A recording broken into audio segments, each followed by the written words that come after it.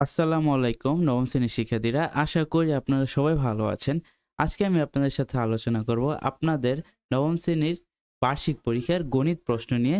তো ভিডিও শুরু করার আগে আমি আপনাদের সাথে একটা কথা ক্লিয়ার করে নিই।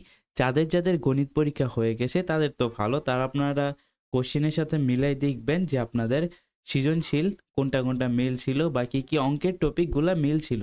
যদি আপনাদের কিছু টপিক মিল পেয়ে থাকেন বা যে কোনো ধরনের টপিক মিল পেয়ে থাকেন সেটা আমাকে অবশ্যই কমেন্টে জানা যাবেন। আর যাদের পরীক্ষা এখনো হয়নি তারা ভিডিওটা দেখেন, ভিডিওটা আপনাদের জন্য খুবই হেল্পফুল হতে যাচ্ছে। তো আপনারা ভিডিওটা দেখতে পারেন। তো আমরা জানি যে গণিতের মধ্যে কয়টা বিভাগ থাকে? ক বিভাগ থাকে, খ বিভাগ থাকে, তারপর হচ্ছে গিয়ে দেখেন গ বিভাগ হচ্ছে ত্রিকোণমিতি আর পরিমিতি, আর গ বিভাগ হচ্ছে পরিসংখ্যান। তো এখন আসেন যে ক বিভাগ থেকে আমাদের কোথা থেকে কোশ্চেন আসে। দেখেন যে আপনারা যদি এটা খেয়াল করেন যে আপনাদের এটা কত অনুশীলনী থেকে আসে, এটা লগ অ্যান্ড যে ৪ এর যে অনুশীলনীটা আছে সেটা মিক্স অবস্থায় আসে, ঠিক আছে? তো এটা হচ্ছে গিয়ে বীজগণিত পার্ট। আর বীজগণিত পার্টের মধ্যে ৩ আর ৩ অনুশীলনী ৩ এর যেইগুলো আছে ওইগুলা কিন্তু মিস করার কোনো সুযোগ নেই। এখান থেকে কোশ্চেন কিন্তু হবেই। এটা তোমার মনে করো যে এসএসসি তে কোশ্চেন হবেই ৩ থেকে। দেখছো? তো এখানে দেখো এই কোশ্চেনটা ক নাম্বারটা জাস্ট লগের অধ্যায় থেকে আসছে ৪ থেকে, আর বাকিগুলা কিন্তু ওই ৩ অনুশীলনী থেকে আসছে। দেখো ৩ আর ৪ এর মিক্স অবস্থায় কিন্তু এই সৃজনশীলটা আসছে। তো আশা করি তোমরা বুঝতে পারছো। আর যে ২ নাম্বার যে সৃজনশীলটা আছে দেখো সেটা কিন্তু ধারা থেকে আসে। তোমরা যদি বীজগণিত ভালোভাবে না পারো, আশা করি তোমরা ধারার অঙ্কগুলো ভালোভাবে করছো। ধারার অঙ্কগুলো করলে তোমরা এখান থেকেও একটা কমন আসতে পারে। ধারাও কিন্তু ইম্পোর্টেন্ট। আর খ বিভাগ হচ্ছে জ্যামিতি। তো জ্যামিতি অনেকের কঠিন লাগে, আবার অনেকের সহজ লাগে। তো জ্যামিতি এই ২ টা পার্ট, একটা হচ্ছে গিয়ে উপপাদ্য, একটা হচ্ছে সম্পাদ্য। দেখো সম্পাদ্যের এখানে যে অঙ্কগুলো আছে সেগুলো কিন্তু খুবই ইম্পর্টেন্ট। উদ্যোগের তথ্য অনুসারে সামান্তরিক আঁকো। এ ও বি অন্তর্ভুক্ত কোণ 45 সামান্তরিকটি আঁকো। দেখছো?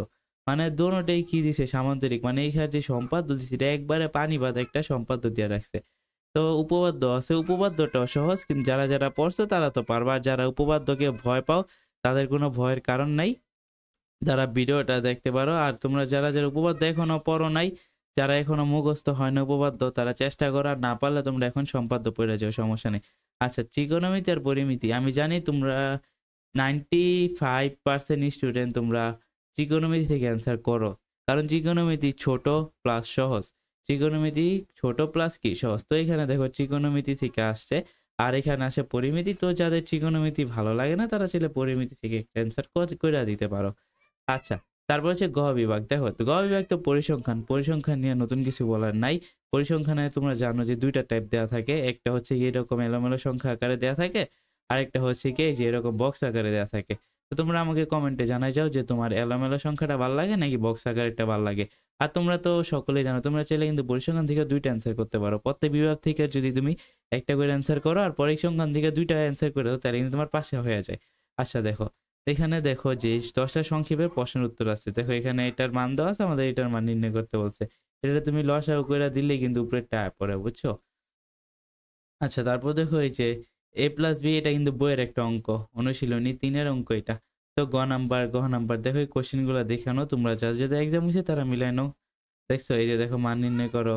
এই যে দেখো মানে অনেক ইজি একটা কোশ্চেন আসে। তো তোমাদের বার্ষিক পরীক্ষা যাদের এখনো হয় নাই, ভয় নেওয়ার কারণ নাই। তোমাদের কোশ্চেন এর থেকেও সহজ হইব। তোমরা ভালো রেজাল্ট করতে পারবা। তো ভিডিওটা ভালো লাগলে আমাকে কমেন্টে জানাই যাও। আজকে ভিডিওটি এ পর্যন্তই ছিল। আল্লাহ হাফেজ।